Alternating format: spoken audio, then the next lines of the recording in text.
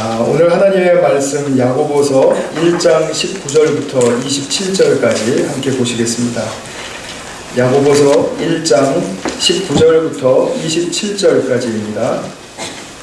중간에 25절 한 구절은 우리 좀 다 같이 읽는 시간을 갖도록 하겠습니다. 제가 봉독하겠습니다. 내 사랑하는 형제들아, 너희가 알지니 사람마다 듣기는 속히 하고 말하기는 더디하며 성내기도 더디하라. 사람이 성내는 것이 하나님의 의를 이루지 못함이라. 그러므로 모든 더러운 것과 넘치는 악을 내버리고 너희 영혼을 능히 구원할 바 마음에 심어진 말씀을 온유함으로 받으라. 너희는 말씀을 행하는 자가 되고 듣기만 하여 자신을 속이는 자가 되지 말라. 누구든지 말씀을 듣고 행하지 아니하면 그는 거울로 자기의 생긴 얼굴을 보는 사람과 같아서 제 자신을 보고 가서 그 모습이 어떠했는지를 곧 잊어버리거니와 다같이 자유롭게 하는 온전한 율법을 들여다보고 있는 자는 듣고 잊어버리는 자가 아니요 실천하는 자니 이 사람은 그 행하는 일에 복을 받으리라. 제가 마저 읽겠습니다. 누구든지 스스로 경건하다 생각하며 자기 혀를 재갈 물리지 아니하고 자기 마음을 속이면 이 사람의 경건은 헛것이라. 하나님 아버지 앞에서 정결하고 더러움이 없는 경건은 곧 고아와 과부를 그 환난 중에 돌보고 또 자기를 지켜 세속에 물들지 아니하는 그것이니라.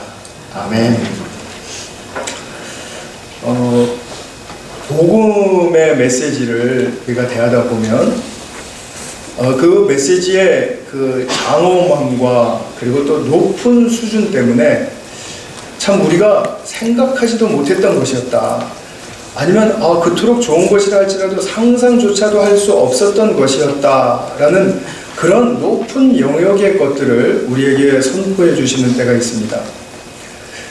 그런 말씀을 듣다 보면 특히 이제 지난주에 일어났던 그 프랑스에서의 참사가 있다라든지 하는 그런 사건과 함께 그런 메시지를 듣다 보면 그런 메시지보다는 우리에게 더 필요한 메시지가 있을 텐데 도대체 하나님은 그런 메시지의 그 높은 수준, 영광을 우리에게 주시겠다고 하는 그것 말고 지금 좀 내가 현실적으로 적용 가능한 그런 좀 쉬운 말씀을 좀 주시면 안 될까, 이런 생각을 갖게 될 수도 있을 것입니다.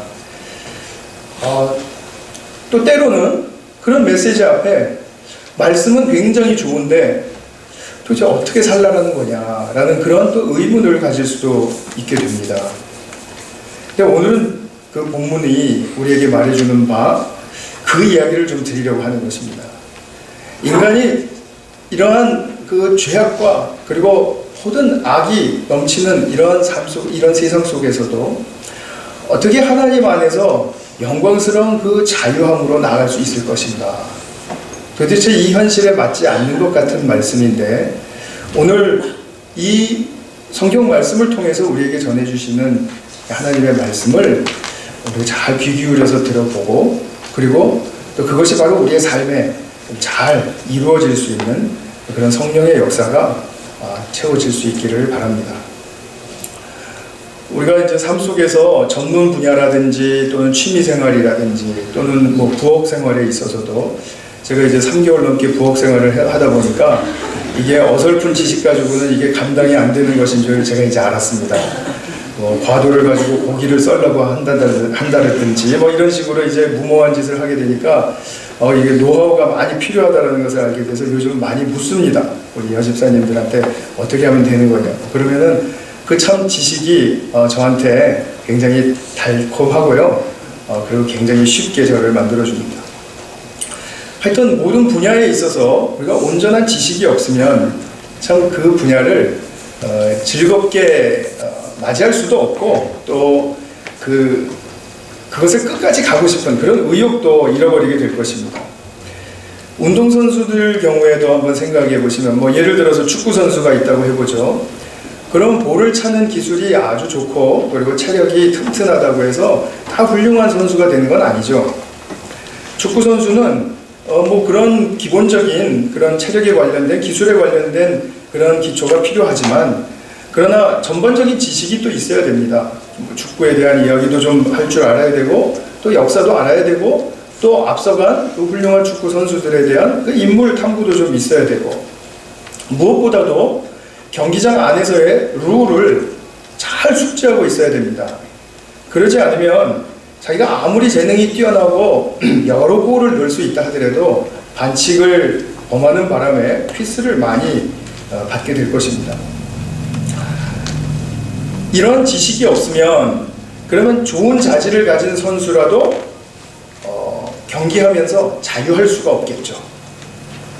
항상 자신은 잘하고 남들도 잘한다고 하지만 내가 지금 이거 잘하고 있는 거 맞아? 맞게 하는 거 맞아? 이거 반칙 아니야? 아니면 내가 이렇게 하면 되는 거 맞아? 하는 그런 의문이 계속 들 것입니다. 그렇기 때문에 바른 지식이, 온전한 지식이 잘 기초로 세워져 있어야 그 기초 위에 자기의 실력을 더 바른 방향으로 연마해 갈 수 있고, 또 선수로서 특징과 장점도 잘 발전시켜 갈 수 있을 것입니다. 어떤 영역에서도 이러한 지식이 필요하듯이 우리가 삶을 살아가는 데 있어서 삶에 대해, 인생에 대해서, 또 우리가 존재하는 모든 존재에 대해서도 마찬가지라고 생각이 됩니다. 제가 종종 말씀드리죠. 나의 나됨의 길을 간다. 이런 좀 아리달송한 말씀을 제가 많이 말씀을 드리는데, 저는 저의 길을 가야 됩니다. 그런데 또 저의 길을 가면서도 한 아버지의 아들로서 아들됨의 길을 또 가야 하고, 또 한 아들의 아빠로서 아빠됨의 길을 가야 하고, 또 목사로서 목사됨의 길을 가야 합니다. 자, 이렇게 나의 나됨의 길을 가려고 할 때 내가 생각하기에 옳은 것, 나는 이렇게 하는 게 맞다고 생각해 라고 하면서 저의 길을 간다면, 그러면 그것은 맨날 자기의 길을 가는 게 아니라 자기의 길 안에서 맴도는 것일 겁니다. 계속해서 다람쥐 쳇바퀴 돌다라는 그런 표현이 있지 않습니까? 그렇게 될 것입니다. 또 마찬가지입니다. 당신의 당신됨을 인정하고 받아주는 그런 아주 중요한 그런 관계 속에서 내가 그를 그됨으로, 그 사람됨으로 받아주기 위해서는 내 생각으로 받아줄 수 없습니다. 절대로 그것은 불가능하죠. 그래서 많은 그 관계에 대한, 또 그 사람에 대한 지식이 있어야 됩니다. 무엇보다도 중요한 것은 하나님의 하나님 되심을 깊이 바르게 이해하기 위해서, 또 그분을 바르게 섬기기 위해서 내 안에 있는 생각과 내 안에 있는 내적 자원을 가지고는 어림도 없습니다. 그거는 백발백중 인본주의로 치우치게 되어 있습니다. 하나님을 위한 것이 아니라 결국은 나를 위한 것이고 인간을 위한 그런 길이 될 수 있는 것이죠.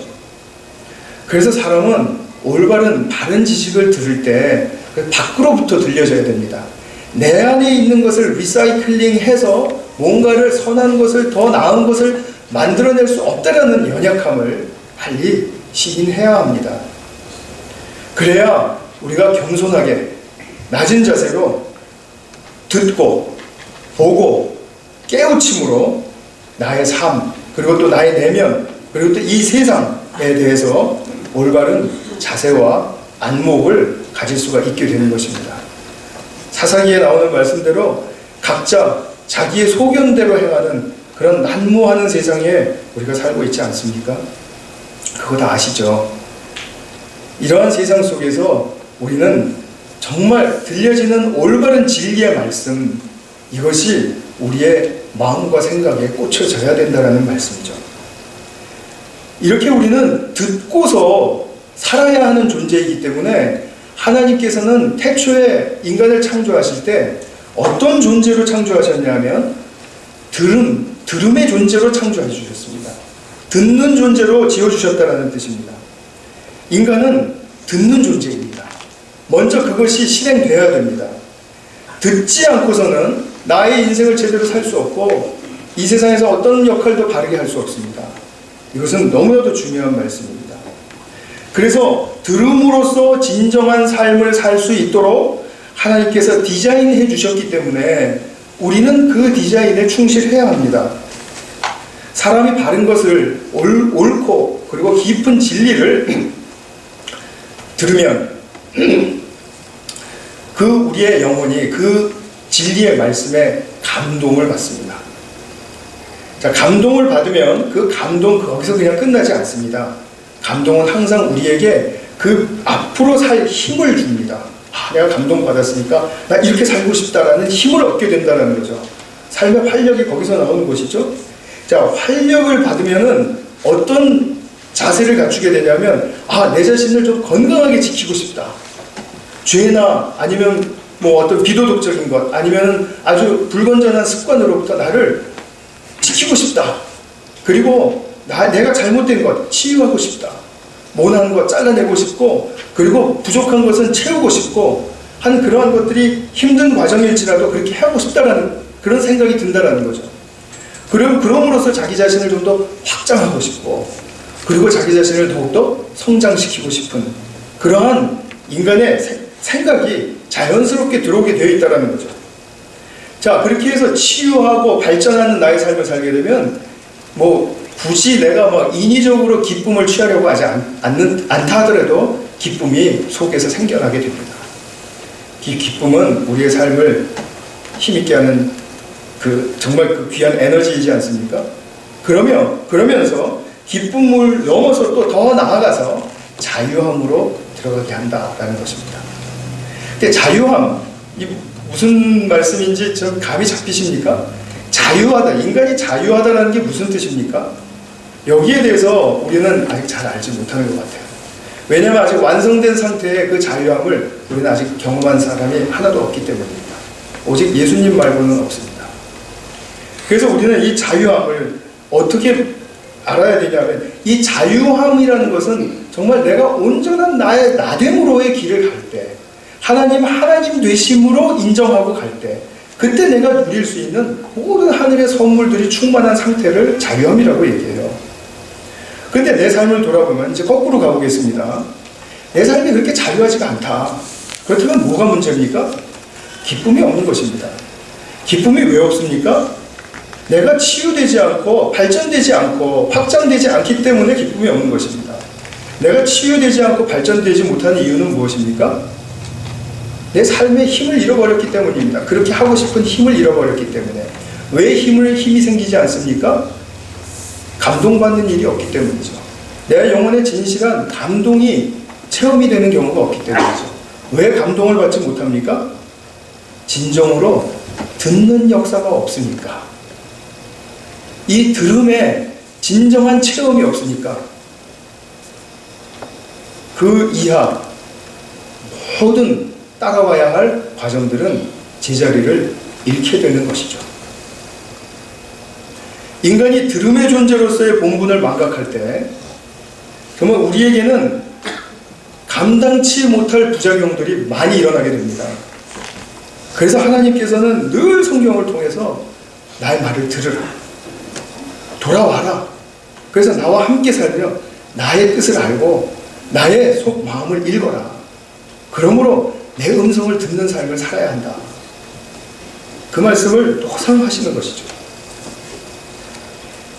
그래서 야고보는 말하기는 더디하고 듣기는 속히 하라 이렇게 말했습니다. 또 성내면은 더더욱이 들을 수가 없기 때문에 성내기도 더디하라 이렇게 말했죠. 우리가 19절 20절의 말씀입니다. 말에 대한 언급은 또 야고보가 3장에서 다시 하기 때문에 그때 가서 또 정리할 시간이 있을 것 같습니다. 그런데 이것부터 제가 좀 여쭤보고 싶어요. 성도님들은 말하는 것을 더 좋아하시나요? 듣기를 더 좋아하시나요? 둘 다 싫습니까? 둘 다 싫다면 혹시 자폐 증상이 없는지 한번 검토해 보셔야 됩니다. 말하기도 싫고 듣기도 싫고 이거는 폐쇄잖아요. 근데 난 말하기도 너무 즐겁고 듣는 것도 너무 즐겁다. 이것도 좀 뭔가 오버된 것 같지 않습니까? 항상 순서는 듣는 거를 더 즐거워해야 합니다. 그리고 들어서 내 속에서 익혀져서 숙성되어서 나오는 표현과 말이 이제 그제서야 말하는 자세로 나오게 되는 것이죠. 우리 인간이 먼저 듣도록 지음받았다라는 그 자명한 하나님의 진리의 원칙에 역행하시지 않기 바랍니다. 하나님의 관계 속에서도 물론이고요.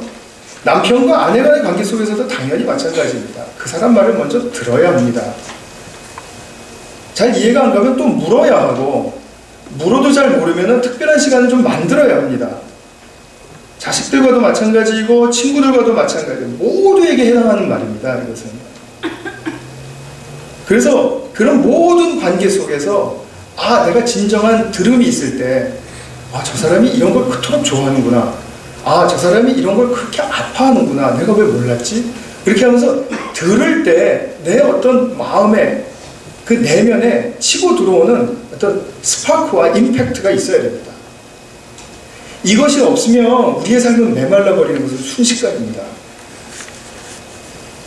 그런데 문제는 무엇이냐면 우리가 듣고 소화하는 일이 쉽지 않다는 거죠.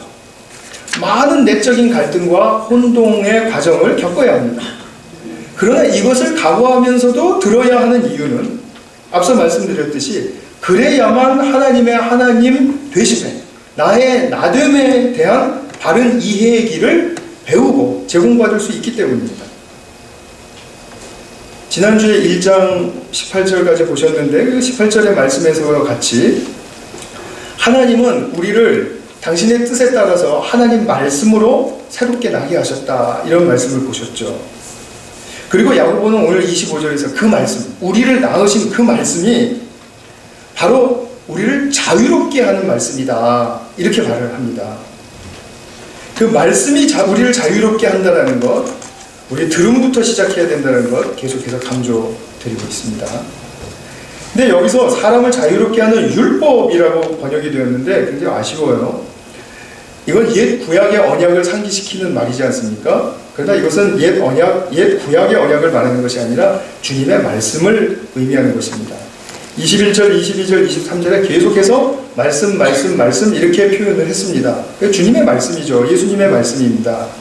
그 말씀을 얘기하다가 갑자기 구약의 율법을 끄집어낼 이유가 야고보에게는 없죠. 계속해서 그 맥락에 따라서 예수님의 말씀이라고 이해하시는 것이 좋습니다. 그러면 들려진 말씀이 우리로 하여금 어떻게 자유롭게 하는가 하는 그런 부분을 좀 살펴보도록 하겠습니다. 먼저 21절을 제가 읽어드리겠습니다. 모든 더러운 것과 넘치는 악을 내버리고 너희 영혼을 능히 구원할 바 마음에 심어진 말씀을 온유함으로 받으라 했죠. 자, 말씀이 우리에게 심겨지면은 그거를 받는 일이 또 필요하다는 거죠. 근데 받는 일은 온유함으로 받아야 된다, 이런 말입니다. 여기서 말하는 온유한 것은 그냥 뭐 점잖고 이렇게 조용하고 이런 것을 온유하다고 하는 것이 아니고요. 성경에서 온유하다라고 할 때는 내게 100이라는 인풋이 들어오면 100이라는 아름다운 아웃풋으로 나갈 수 있게 하는 것. 그것이 바로 온유한 성품입니다. 그래서 하나님께 내가 온유하다라고 말할 때는 하나님의 말씀이 열이 들려졌으면은 열에 해당하는 열매를 맺을 때 나의 성품이 온유하다라고 이야기하는 것입니다. 마치 이제 타일레놀 500ml를 먹었는데 500ml의 그 효과만큼 나오는 것이 그 약의 재구시를 하는 거죠. 어떤 사람에게 막 500ml를 먹었는데도 1000ml의 효과를 내고, 아니면 500ml를 먹었는데 뭐 1ml 먹은 것도 효과가 안 나고, 이러면 그 약은 제 기능을 못하는 것이지 않습니까?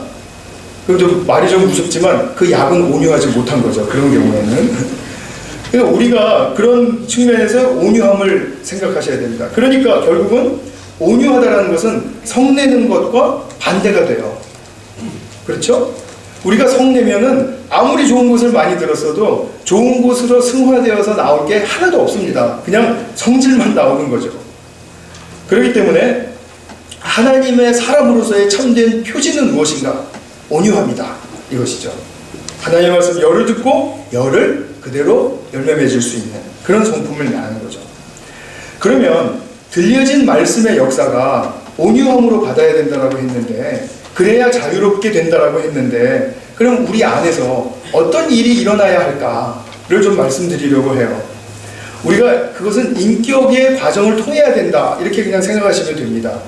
근데 우리의 인격은 그냥 성품만 얘기하는 게 아니죠. 자기의 어떤 그 습관이나 이런 것만 얘기하는 게 아니라 우리가 가지고 있는 이성적인 그런 측면, 또 감정적인 측면, 또 의지적인 측면, 이렇게 지정의를 인격의 세 가지 중요한 요소라고 말하지 않습니까?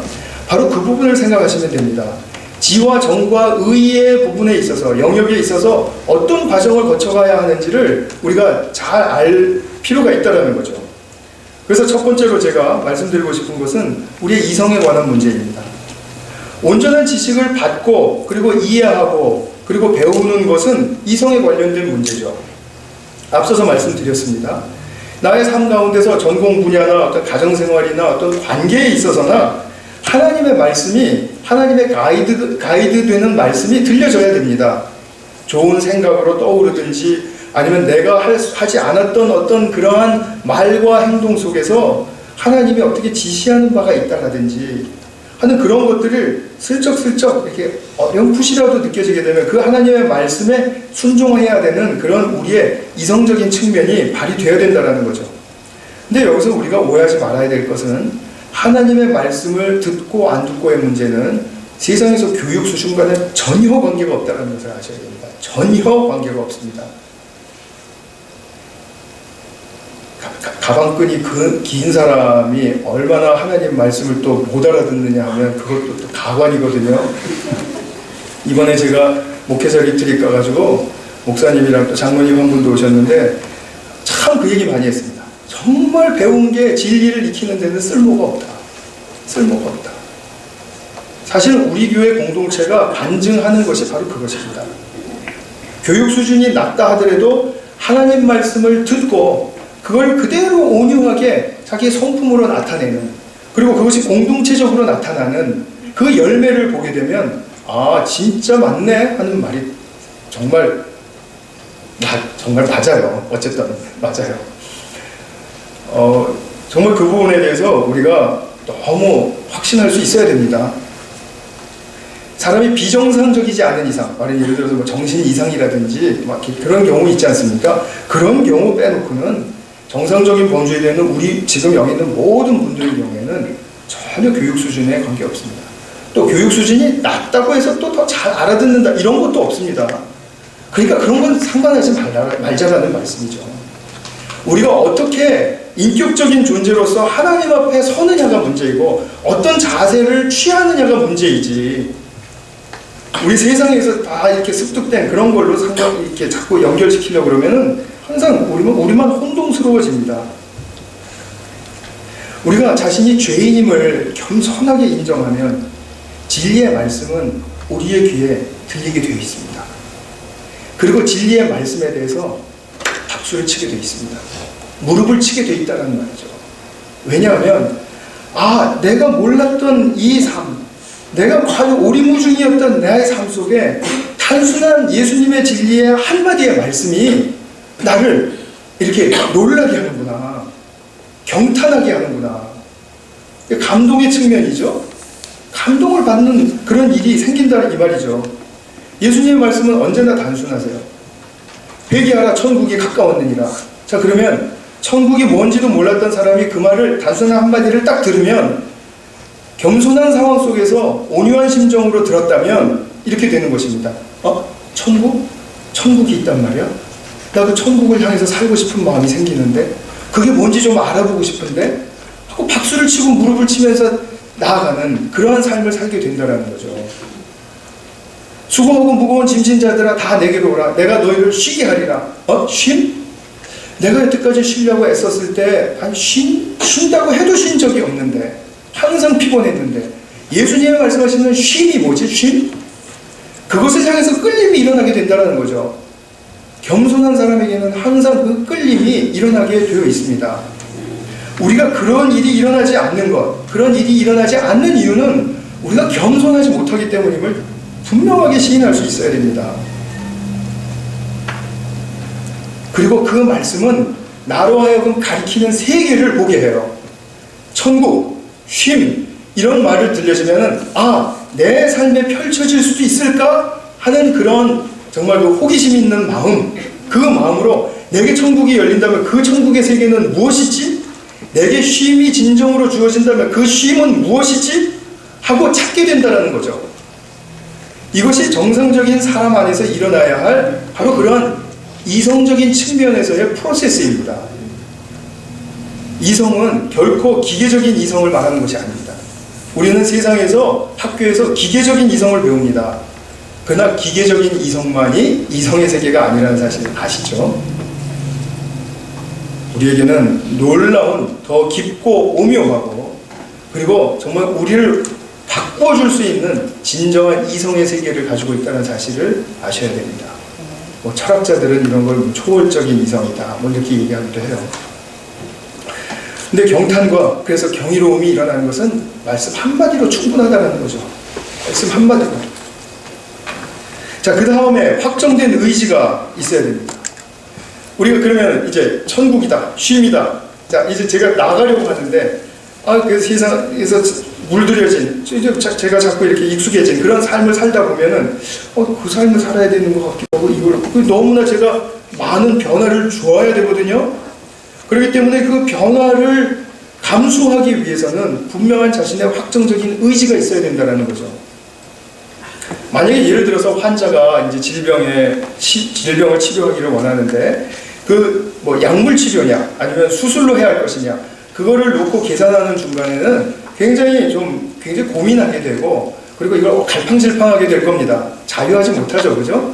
그러나 확정된 의지를 가지고 난 약물 치료로 가겠습니다 하면은 자신의 모든 치료 과정을 약물 치료에다가 맡기는 거죠. 그러면은 이것을 잘해야 되겠다라는 생각이 들게 되어 있고 그 다음에 거기에 대해서 나는 자유함이 이제 시작되게 되죠. 맞습니까? 확정된 의지가 없이는 결코 우리는 자유함에 이를 수 없습니다.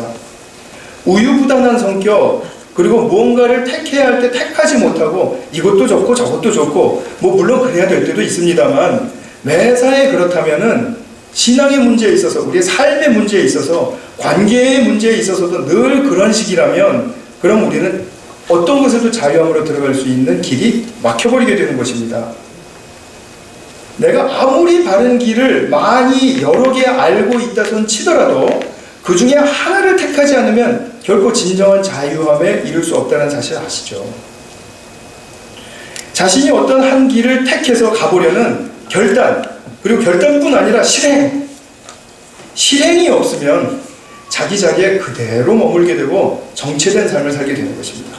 자기 성에 갇힌 삶, 자기의 습관대로 반복되는 삶만을 수십 번, 수백 번, 수천 번 살다가 그냥 인생을 마감하는 것이죠. 새로운 세계로 향해서는 한 번도 발자국을 내디뎌 보지 못하고 자기의 그런 반복되는 삶만 살다가 이 세상을 마친다면 그건 얼마나 우리 인생에 손해보는 일입니까? 그래서 사람이 진정한 자유의 길을 가려면 확정된 의지가 필요하다.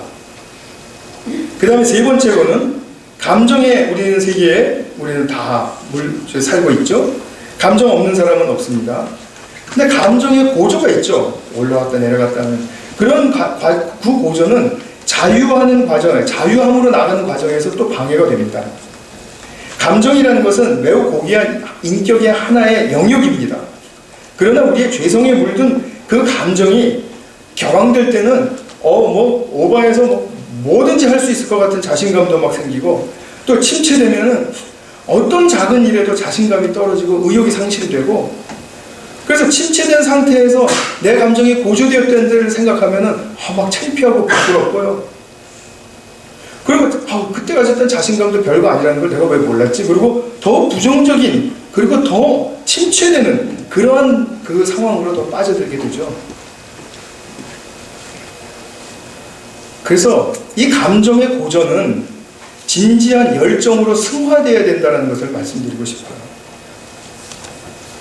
감정의 고조가 없을 수는 없지만 그런 모든 것들을 진지한 열정으로 승화시켜서 그 열정이 정말 내게 주는 그 힘을 계속해서 하나님께 의지하면서 발휘하면서 나아갈 때 그때 우리는 그 진정한 자유함으로 더 나아가게 된다는 것입니다.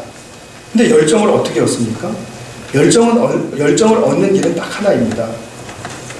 내가 무엇이든지 대상이 있고 무엇이든지 하고 싶은 일이 있을 때 그 대상과 일에 대한 의미와 가치를 계속해서 반복적으로 찾고 그것에 대한 진가를 인정하지 못하면 열정은 생기지 않습니다. 열정은 생기지 않습니다. 10년, 20년을 일해오던 자기 자신의 전문 분야라 할지라도 그 자기의 분야에서의 의미와 가치를 반복적으로 찾고 그 진가를 누리지 못하면 자기 분야에서 그냥 노예로 사는 것밖에 되지 않아요. 그렇기 때문에 의미와 가치를 반복적으로 찾는 것이 진정한 전문가로서의 자세라고 볼 수 있겠죠. 열정은 감정의 고조에 상관없이 나의 삶을 가꾸고 전진하게 하는 에너지입니다. 이 에너지 찾으려면 의미와 가치를 발견하고 진가를 인정해야 한다라는 말씀 드렸습니다. 자, 지금까지 말씀드린 것 정리해 보겠습니다. 이성적인 측면, 이성의 프로세스를 말씀드렸고, 그 다음에 확정된 의지가 있어야 된다. 그리고 또 그런 것들은 이 진지한 열정 안에서 합쳐질 때, 그럼 내가 찾는 그 보람과 열매를 향해서 더 자유롭게 날아갈 수 있게 해준다는 거죠. 자기의 지금까지 현재까지 갖췄던 자신의 성을 떠나서 진정한 더 높은 수준으로 비상할 수 있게 해준다는 거죠. 이것이 자유함의 하나의 굉장히 귀한 특징이죠. 자기 한계를 극복하고 자기가 여태까지 머물렀던 현재의 삶과 그 영역을 넘어서서 새로운 세계로 나아간 그런 사례와 이야기는 참 많습니다. 그 중에서 제가 오늘 한 가지, 제가 오래전에 보고 좀 많이 묵상하고 이렇게 그 의미를 깨달았던 영화 한 편을 소개해 드리려고 합니다. 그 영화의 제목은 카핑 베토벤이라는 영화입니다. 혹시 보신? 카핑 베토벤. 와, 이렇게 없을 수가 있습니까? 네, 꼭 보셔야 되는 영화 중에 하나라고 생각해요. 제가 오늘 말씀드리는 것을 생각해 보시고 그리고 한번 영화 보시면 더 도움이 되리라고 생각이 듭니다. 이 베토벤에 관한 이야기입니다. 베토벤이 고전 음악에 아주 정통하는 그럼 완전히 말하자면 그 거장이지 않습니까? 그런데 베토벤은 고전주의 음악에 갇히기를 원하지 않았어요. 그리고 자신에게 감지되는 새로운 음악의 세계가 있었습니다. 그 새로운 음악의 세계가 형태는 갖춰지지도 않았고 어떤 흐름으로 갈 건지도 잘 몰랐어요. 그러나 분명한 것은 고전주의의 한계를 넘어서는 그런 음악의 세계가 있다는 것을 감지하고 그리고 그 세계를 계속해서 도전해 갑니다. 그 새로운 세계는 의미가 있다. 그리고 거기에 가치가 있다. 이것을 계속해서 배웁니다. 어떻게 배우냐면 베토벤은 자신이 여러분들 어떻게 생각하시는지 모르지만 베토벤은 하나님을 신실하게 의지하는 자였었어요. 조금 있다가 제가 동영상을 보여드릴 텐데 그 베토벤의 대사가 아마 그것을 잘 말씀해 주리라고 믿습니다. 근데 음악을 전공하시는 분들도 이것을 인정하지 않는 분들이 많기 때문에 하여튼 베토벤이 신앙인이냐 아니냐 하여튼 저는 그거를 지금 말하고 싶은 건 아닙니다. 그 신세계를 찾기로 결정합니다. 확정된 의지를 갖는다는 것이죠. 그리고 그 나머지의 삶은 그 새로운 음악의 세계를 향해서 자신의 모든 혼신을 쏟아붓습니다. 정말 이 열정, 정말 베토벤의 열정은 정말 흔히 볼 수 있는 열정은 아닌 것 같습니다. 어떤 감정의 장애물이 있다 할지라도, 어떤 외부로부터의 비난이 있다 할지라도 다 이길 수 있을 정도의 열정과 그는 진가를 알고 있습니다. 결국 그는 새로운 음악 세계를 여는 창시자가 되었죠. 그 새 음악의 세계를 후대의 사람들은 낭만주의다 이렇게 불렀습니다. 왜냐하면 고전주의와는 완전히 구별되어야 되기 때문에. 한편 이제 여주인공이 등장을 하는데요. 그 여주인공의 이름은 안나 홀츠입니다. 지금 집중력 굉장히 좋습니다. 영화 얘기하니까. 네. 안나 홀츠라는 이제 말하자면 문화생이 이제 등장을 해요. 스승만큼 새로운 세계에 대한 지식도 또 의지도 아직 열정도 없습니다. 그러나 이 안나 홀츠는 계속해서 스트럭을 해요. 스승이 바라보는 그 세계가 뭘까? 나도 알고 싶은데 도무지 이해가 안 되는 것입니다. 그래서 처음에는 도저히 악보를 보고서도 이해할 수 없고 결국은 초연을 하는 자리에서도 그 초연을 듣고 그로스 퓨그라는 작품인데 그 작품을 듣고서도 이해를 하지 못합니다. 그 음악이 무엇인지를 알지 못합니다. 자기 스승이 듣는 방식대로 들을 수가 없고 스승이 이해하는 음악으로서 이해가 되지를 않습니다. 그냥 스승에 대한 미안한 마음뿐이죠. 그래서 굉장히 혼동스럽기만 한 것입니다.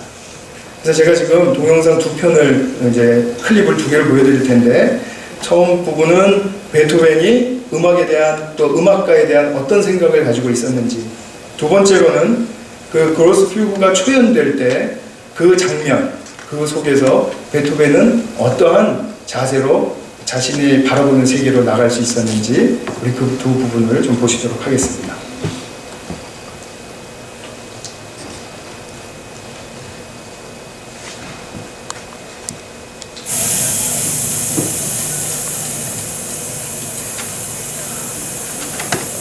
Vibrations on the air are the breath of God speaking to man's soul. Music is the language of God. We musicians are as close to God as man can be. We hear his voice. We read his lips.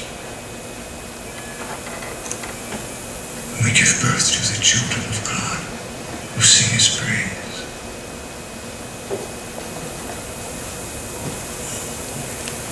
That's what musicians are.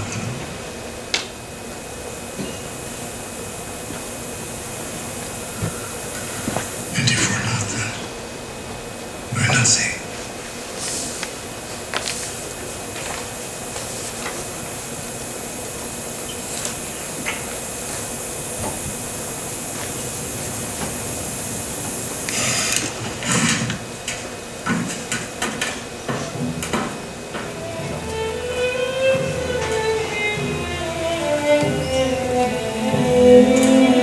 넘어가야 돼요.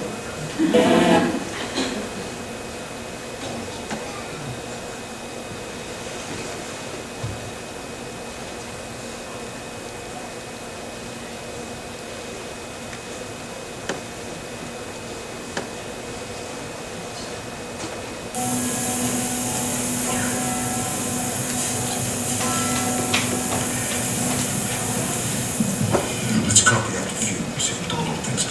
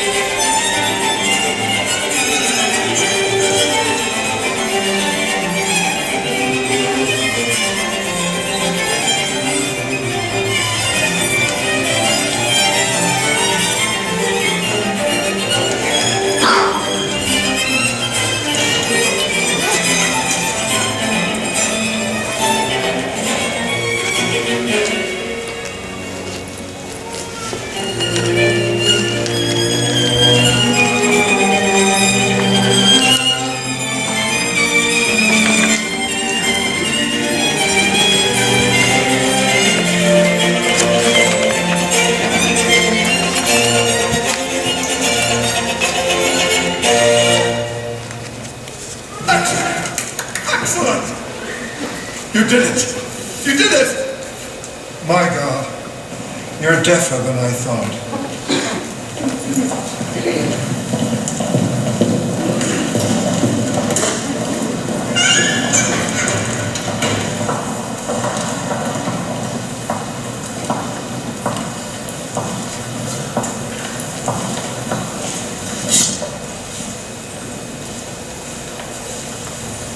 I just don't hear it the way you do, Maestro.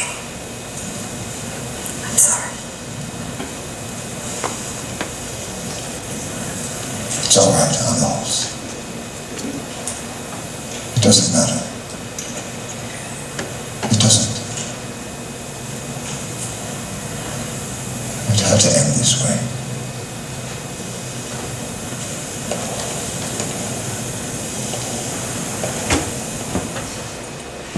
아쉽지만 여기서 보겠습니다. 그거 아십니까? 무지하면 거장도 무시할 수 있는 용기가 생긴다라는 거. 사람의 이성적으로, 감정적으로, 또 의지적으로 잘 이게 조합을 이루고 통합이 되어서, 그래서 자기 자신의 진정한 세계로 나아가고자 하지 못하는 그런 사람은 이 세상에 어떤 사람도 그 사람에게는 비난의 대상이 됩니다. 베토벤은 바로 이제 그런 자리를 자초해서 들어간 사람이라고도 볼 수 있겠죠.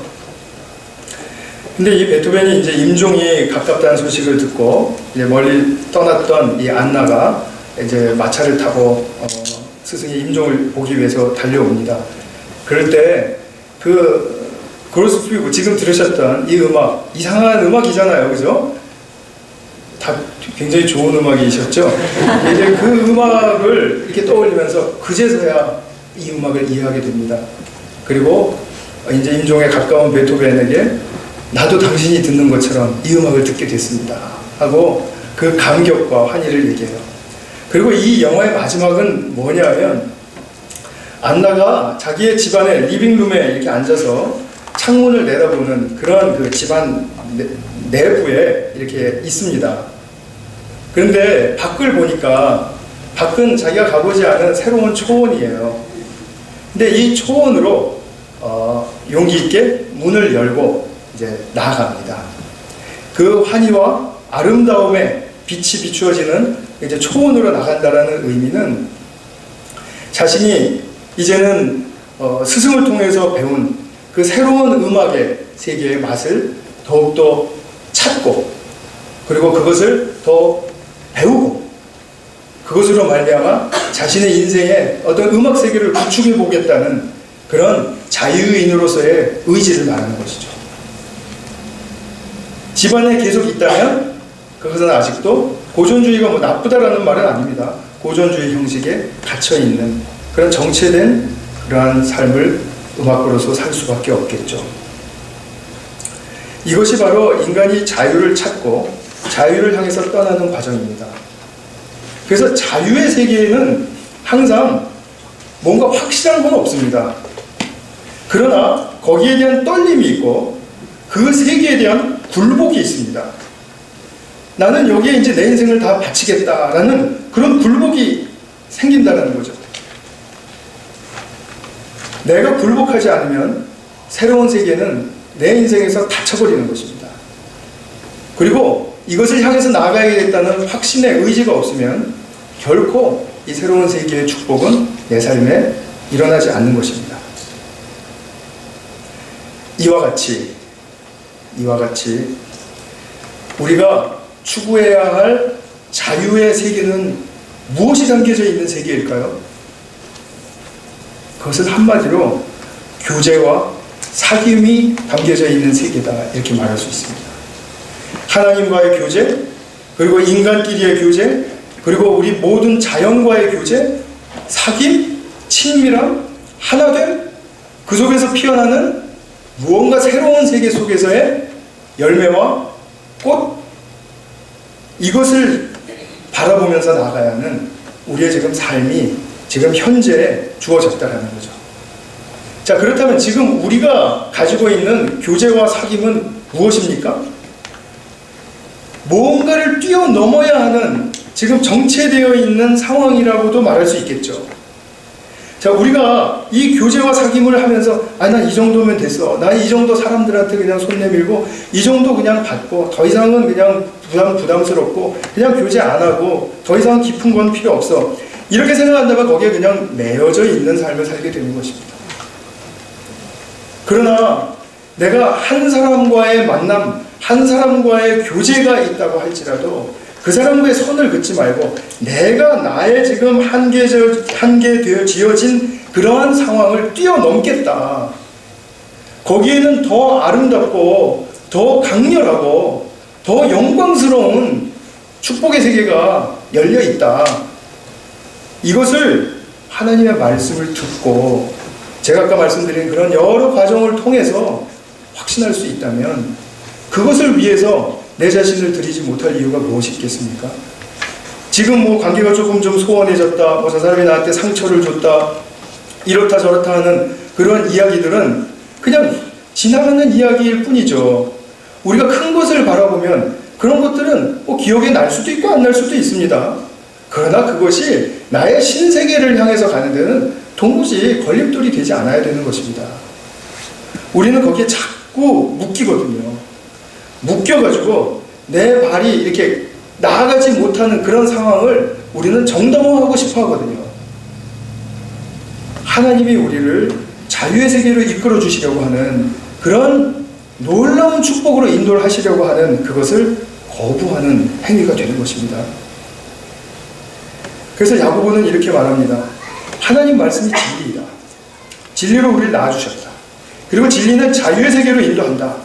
새로운 세계를 보이시고 진정한 자유함으로 우리를 이끌어준다. 그렇다면 이 자유를 추구하는 오늘 내가 나의 한계를 한 걸음 딛고 나아가기로 결정하고 실행하는 그 행동, 그 행위, 행하는 일에는 복을 받을 것이다. 그것이 바로 25절 후반부에 나오는 말씀입니다. 자유롭게 하는 온전한 율법을 들여다보고 있는 자는 듣고 잊어버리는 자가 아니요 실천하는 자니 이 사람은 그 행하는 일에 복을 받으리라. 이것이죠. 아까도 앞서 잠깐 말씀드렸지만 한 가지만 더 기억하시기를 부탁을 드립니다. 그것은 뭐냐면 우리의 삶 속에서 아직은 누구도 자유의 어떤 궁극적인 온전한 상태에 이른 사람은 없다는 것입니다. 단지 우리에겐 예수님만이 모델이 되십니다. 현재의 삶과 역사의 종지부를 찍는 새하늘과 새 땅이 완성되고 이루어지는 날, 그때가 되면 우리는 그 세계를 환히 들여다볼 것입니다. 그리고 그 세상에 내가 적합한 자인지 아닌지 스스로 알게 될 것입니다. 그것이 바로 그리스도의 심판대에서 일어나는 일입니다. 내가 오늘 하루를 나의 한계를 딛고 벗어나고자 하는 삶을 사는 몸부림이 있는 그런 삶을 살았다면 나는 그 세계에 나한테 합당합니다 라고 분명하게 하나님께 고백할 수 있을 겁니다.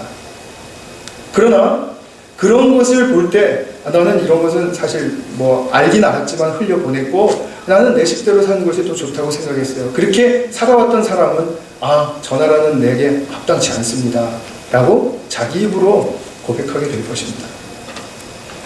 그래서 그리스도의 심판 때는 자기 입으로 고백하는 자리예요. 하나님이 너는 이렇다 저렇다라고 말씀하실 필요 없습니다. 이미 성령의 충만과 그 자리에 모든 지혜와 지식의 충만함이 온전하게 세워져 있기 때문에 우리는 그것으로 자신의 삶에 대한 고백을 솔직하게 할 수 있을 것이라는 거죠. 지금 우리가 하나님의 말씀으로부터 온전한 지식을 듣고 배웁니다. 우리가 그런 배우는 그러한 삶 속에서 절대로 이 말씀의 한마디를 꼭 가슴에 새기시고 그것을 정말 내게 어떠한 감동의 힘으로 올 때까지 결코 포기하시지 마시기 바랍니다. 오늘날 우리에게 부족한 것은 이 끈기와 인내입니다. 하나님의 말씀은 무수하게 들려지죠. 아마 열심히 있는 분들은 일주일에 10편 설교를 인터넷을 통해서 들으시리라고 저는 쉽게 짐작할 수 있습니다. 그러나 10편의 설교를 듣는 것도 중요하지만 그 중에 한마디가 내게 와서 꽂히지 않는다면 나는 자유의 세계로 나갈 수 있는 그 시작이 되지 않는 것입니다. 그냥 듣는 것이죠. 듣는 것이죠. 말씀을 맺겠습니다. 말씀은 우리를 보물섬으로 안내하는 지도와 같아요. 그리고 동시에 그 섬을 향하게 하는 힘도 제공해 줍니다. 말씀은 그런 힘이 있습니다. 말씀은 에너지입니다. 말씀은 그냥 정적인 상태가 아닙니다. 상황을 설명하는 그런 것이 아닙니다. 우리를 새로운 곳으로 나아가게 하는 에너지이고 힘입니다. 이것이 바로 우리에게 열정을 일으키고 결단과 실행을 가능하게 하는 것입니다. 그래서 말씀은 항상 지금까지 내가 함몰되었던 자기성으로부터 나아가게 하고 그리고 약속의 새하늘과 새 땅을 향해서 달려가게 하는 그런 모든 힘의 원동력이 되는 것입니다. 이렇게 나아가는 과정에서 우리는 믿음의 시련을 싸워야 하고요. 그리고 그러나 믿음의 시련을 싸울 때마다 우리 지난 시간에 배우신 것처럼 상과 면류관의 유혹을 맛볼 수 있다. 이것을 기대하셔야 하고, 그래서 그 새로운 세계에 대한 내 굴복이 있어야 된다는 거죠. 굴복이 있으면 그러면 나는 하나님의 말씀의 은혜에 초점을 더욱더 기울일 수 있고 더욱더 힘있게 나갈 수 있다. 베토벤이 어떤 모든 사람들이 다 떠나가 버리고 비난하고 욕을 하고 떠나버려도 그건 문제가 되지 않아. 새로운 세계는 올 것이야. 안나, 네가 그거 이해 못해도 새로운 세계가 오는 데는 지장 없어. 그러나 그 세계를 붙잡는 사람은 누가 붙잡는지는 알아야 한다. 이것을 말해주고 싶은 것이었죠. 우리가 새로 새하늘과 새 땅을 향해서 진정한 자유의 삶을 향해서 나아갈 때 주님이 주신 삶을 부욕해 하는 그런 풍성한 유업의 주인공들이 모두가 되시기를 바랍니다. 기도하겠습니다.